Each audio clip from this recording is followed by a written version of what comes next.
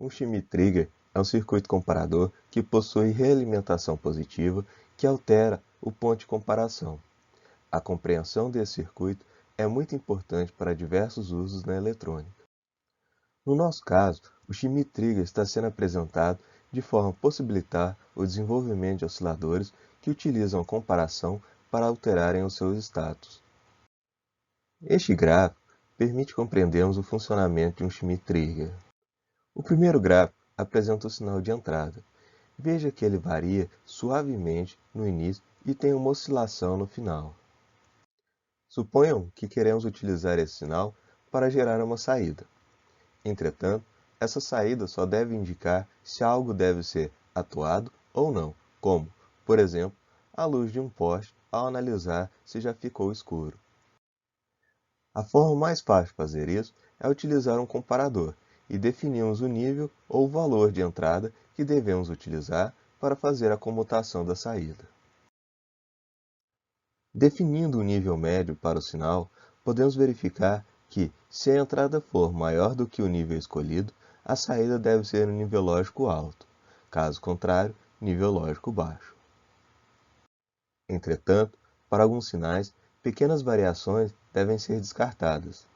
Voltando ao nosso exemplo da iluminação, caso o horário do dia esteja próximo de ficar escuro e tenha uma nuvem fina passando sobre o Sol, isso fará com que a luz fique piscando, o que pode levar a lâmpada a queimar. A solução para isso é utilizarmos dois níveis distintos, um para alterar a saída para nível lógico alto e outro nível para que a saída seja nível lógico baixo. Como exemplo, para esse nosso sinal, podemos definir dois níveis, o que reduz as oscilações. A possibilidade de haver dois níveis distintos para realizar a alteração da saída pode ser utilizada de forma a alimentar um circuito temporizador e, dessa forma, possibilitando a construção de um oscilador. O circuito apresentado é um circuito Schmitt trigger, pois ele possui dois níveis de tensões diferentes para fazer a comutação da saída. Vamos verificar o funcionamento dele. Vamos definir dois pontos, A e B.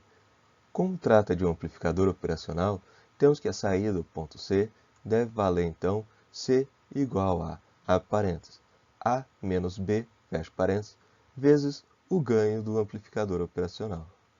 Neste caso, o ganho do circuito, ou o valor de G, tende a infinito, por não haver nenhum circuito capaz de controlar o ganho. Então, podemos desconsiderar o ganho e dizer que a saída do circuito depende apenas da diferença de A e B. Como o B está ligado no terra, podemos considerar o valor dele igual a zero. Assim, se o valor de A for maior do que zero, a saída do circuito terá um valor positivo. Se o valor de A for negativo, então a saída do circuito terá um valor negativo. Então, para definirmos a saída do circuito, devemos definir o valor de A no circuito. Para isso, vamos utilizar o processo de superposição para análise de circuitos. Ou seja, devemos observar o resultado de cada fonte no ponto A, e enquanto fazemos a nossa análise, as outras fontes devem ser consideradas iguais a zero. No final, devemos somar o resultado de cada fonte no ponto A para termos o real valor da tensão no ponto A. Assim, a tensão no ponto A pode ser descrita como sendo A é igual a tensão de entrada vezes, abre parênteses, R2 sobre R1 mais R2, fecha parênteses, mais a tensão de saída vezes, abre parênteses, R1 sobre R1 mais R2. Analisando a última equação, chegamos à conclusão de que, para haver a comutação na saída, então a tensão de entrada tem que ser igual a, mais ou menos, a tensão de saída vezes R1 sobre R2. O que nos leva ao gráfico apresentado, que define o formato do comportamento do circuito.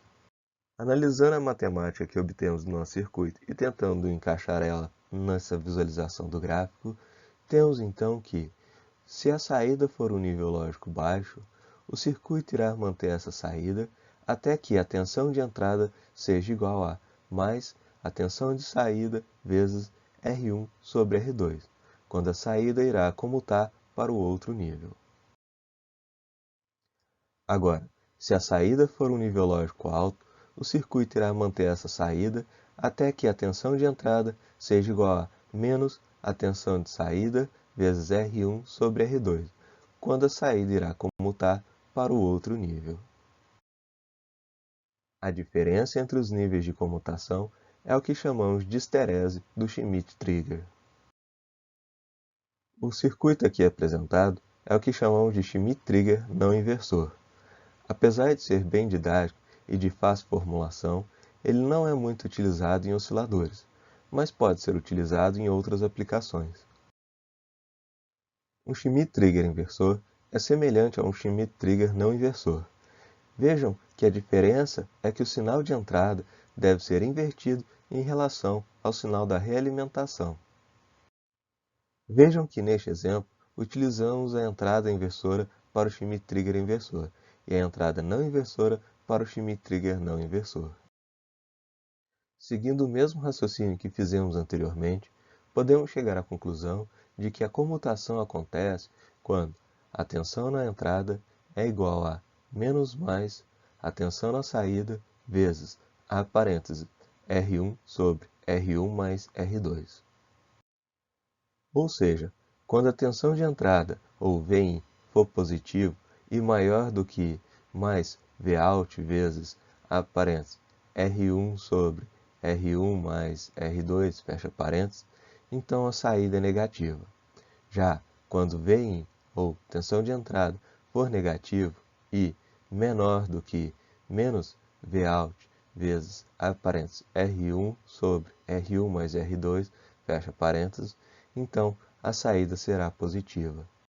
Consequentemente, o gráfico da esterese fica invertido em relação ao gráfico da esterese de um Schmitt-Trigger não inversor. Como a saída agora é invertida em relação ao sinal de entrada, é possível utilizar um circuito de atraso, como a combinação RC, para criarmos um oscilador astável.